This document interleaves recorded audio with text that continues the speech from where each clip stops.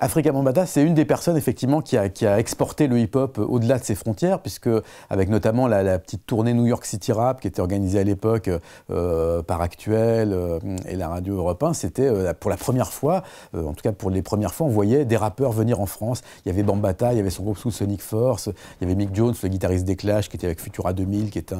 un graffeur. Il y avait tout cet univers du hip-hop, toute cette musique rap et tout ce qu'il y avait autour, la danse, le graffiti, qui débarquait et qui a vrillé le cerveau de toute une génération qui a été celle des pionniers du rap français.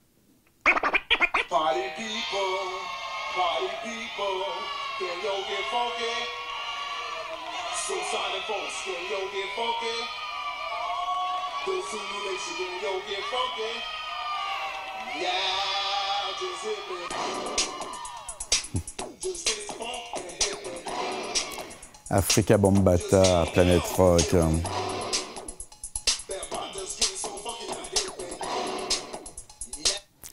Alors, Afrika Bambaataa, c'est vraiment c'est la première grosse révolution dans le hip-hop, c'est en 82. Et alors que c'est une musique noire, venue de New York, des ghettos, basée sur le funk, la soul, etc., là, il se passe quelque chose d'assez incroyable, c'est que le sample qui est à la base du morceau, de l'instrumental, c'est un morceau allemand d'un groupe de Düsseldorf qui s'appelle Kraftwerk. Le morceau, c'est Trans-Europe Express. Donc, Afrika Bambaataa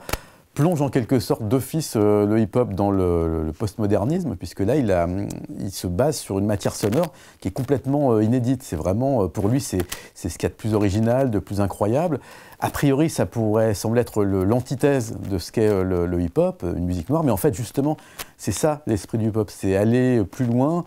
s'inspirer de choses différentes, synthétiser ça dans un moule qui va devenir vraiment du hip-hop, alors qu'à la base, le moins qu'on puisse dire, c'est que Ralph Hooter et Florian Schneider, qui sont les deux fondateurs de Kraftwerk, n'auraient sûrement pas imaginé être repris par des gros noirs du Bronx avec des raps par-dessus et de cette façon complètement science-fictionnesque à l'époque. Le message de Afrika Bambaataa, c'était pas du rap social avec une description du ghetto, mais c'était quand même, il y avait un vrai message, c'était celui de la Zulu Nation, Peace, Unity, Love and Having Fun, c'est-à-dire la paix, l'amour, l'unité et l'envie de se marrer, c'est-à-dire cette façon de transformer les énergies négatives de jeunes noirs qui s'entretuent dans les ghettos en une énergie positive, c'est-à-dire au lieu de se battre, on va parler, s'affronter virtuellement, se faire la guerre au micro et donc danser,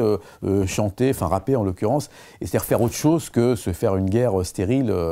qui ne fait que décimer les jeunes des quartiers. Donc oui, c'était un vrai message, un message de paix et de fête aussi. Ce qui s'est passé dans les années 80, notamment les après-midi du terrain vague de la Chapelle, ce genre d'événements, c'est lié à une époque où le rap était vraiment underground, n'existait que pour une infime minorité de gens. Maintenant, c'est vrai qu'on est passé à des flash mobs sur le parvis de Beaubourg avec Escate à l'envers, avec Section d'Assaut, et c'est très bien aussi. C'est une autre époque, il y a Internet, il y a des réseaux, il y a une façon de communiquer qui n'a plus rien à voir, et puis la musique a aussi une amplitude qui n'a plus rien à voir avec celle qu'elle avait à ses débuts dans les années 80, quand ça concernait une poignée de gens passionnés et qui ne se doutaient pas eux-mêmes que ça allait devenir une culture de masse comme ça l'est aujourd'hui aux États-Unis et en France.